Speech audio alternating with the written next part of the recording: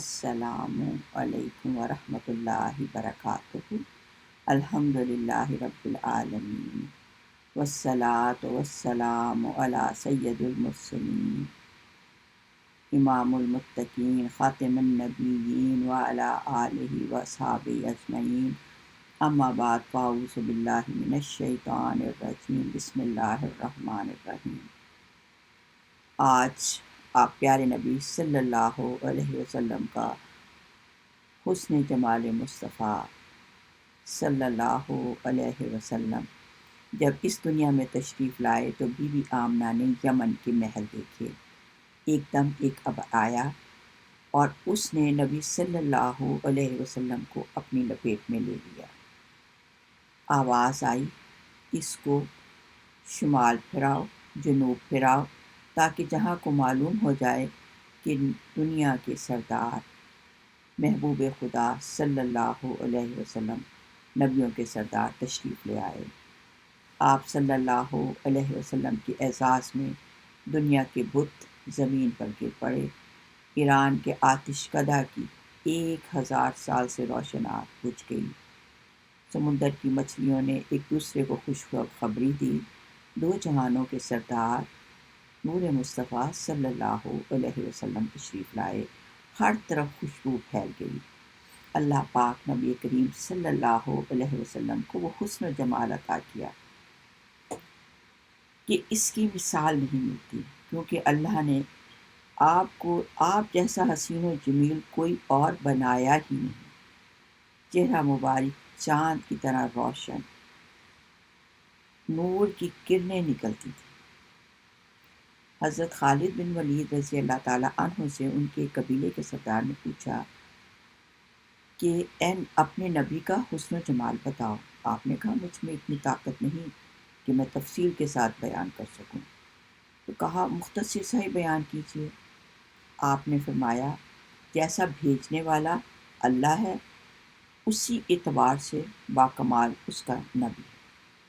سبحان اللہ، کوزے کو سمندر میں بند کر دیا کہ کہا جیسا بھیجنے والا ہے، اور پھر وہ اس کا محبوب ہو تو اس کے حسن و جمال کا کیسے میں بیان کر سکوں؟ اس کا حسن و جمال بیان کرنے کی مجھ میں طاقت نہیں۔ خود ہی اندازہ لگاؤ کہ وہ کتنا حسین اور جمیل ہوگا۔ بی بی ام معبد رضی اللہ تعالیٰ عنہا فرماتی ہیں کہ تاجدار رسالت صلی اللہ علیہ وسلم دور سے بہت خوبصورت نظر آتے تھے اور قریب سے نہایت شیریں اور میٹھے۔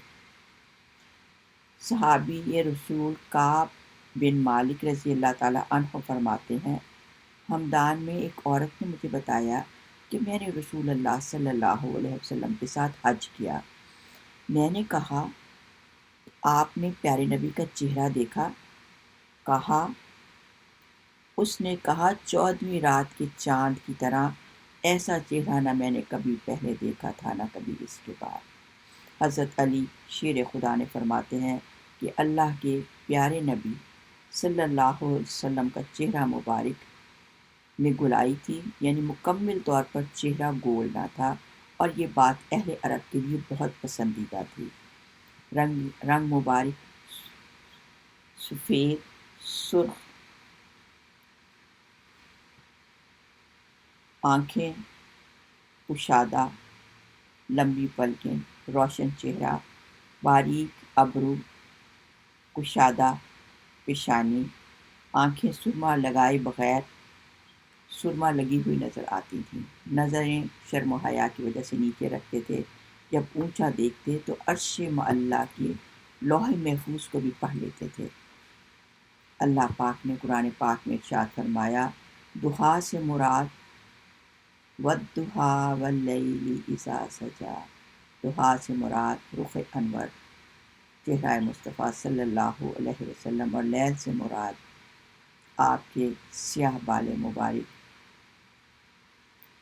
قلب و سینہ مبارک مصطفیٰ صلی اللہ علیہ وسلم، اللہ پاک کے آخری نبی صلی اللہ علیہ وسلم نے ایک مرتبہ اللہ بارگاہ کی پاک میں عرض کی یا اللہ تو نے حضرت ابراہیم کو خلیل اللہ کہا، حضرت موسیٰ علیہ السلام سے ہم کلام ہونے کا شرف بخشا، اور حضرت داؤد علیہ السلام کو پہاڑوں اور لوہے کو، اور حضرت سلمان علیہ السلام کو انسان، جنات، حیوانات سب کا فرما بردار کر دیا۔ اے میرے اللہ، مجھے کون سی فضیلت و بزرگی عطا کی ہے؟ اس پر علم نشرہ جو تھی وہ نازل ہوئی۔ علم نشرہ لک صدرک، اے محبوب، ہم نے حضرت ابراہیم کو خلیل اللہ کا لقب دیا، تو آپ کی خاطر ہم نے آپ کا سینہ نور و حکمت سے کھول دیا، یعنی معرفت الہی، یعنی آپ کی پہچان کے نور سے کھول دیا، یعنی اللہ کا عرفان کس نے دیا؟ پیارے نبی نے ہمیں دیا، یہ اللہ نے عطا کیا تھا۔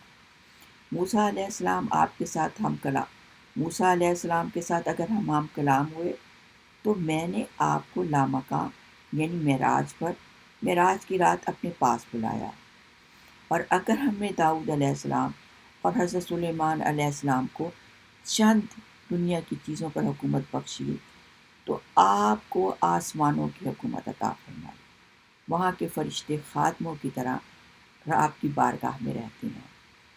قرآن پاک میں اللہ تعالیٰ نے آپ صلی اللہ علیہ وسلم کی شان و عظمت میں بلندی کا جو ذکر کیا ہے، اللہ نور السماوات والارض، صلی اللہ علیہ یا رسول اللہ، نور من نور اللہ، صلی اللہ علیہ یا حبیب اللہ، نور من نور اللہ۔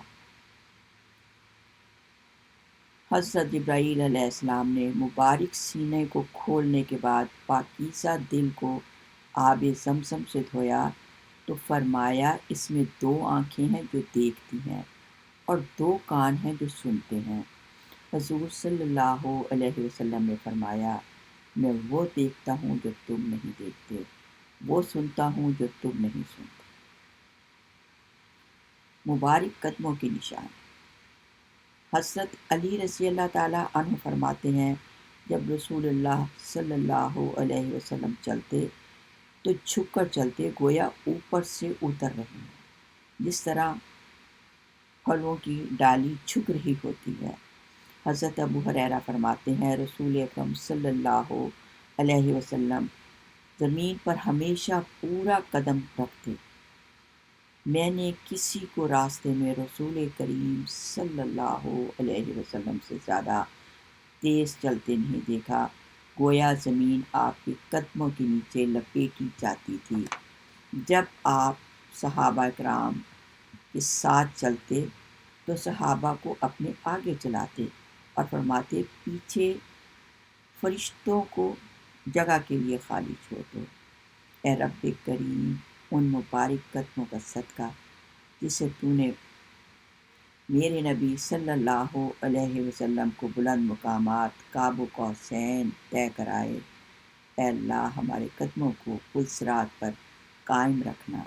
اے اللہ ہمیں اپنی حبیب کے صدقے ہم سب کو اپنی رحمت خاص سے نواز دینا۔ اے اللہ، نبی صلی اللہ علیہ وسلم نے ہمیں قرآن دیا، ایمان دیا، اللہ کا عرفان دیا۔ اے اللہ اپنے سایہ رحمت کے صدقے ہم سب کو اس مبارک مہینے میں ہم سب کو اپنی رحمت خاص سے نواز دے، اور اپنے سایہ رحمت کے صدقے میں ہم غریبوں کے آقا پہ بے حد درود، ہم فقیروں کی ضرورت پہ لاکھوں سلام، صلی اللہ علیہ یا رسول اللہ، نور من نور اللہ، صلی اللہ علیہ یا رسول اللہ، نور من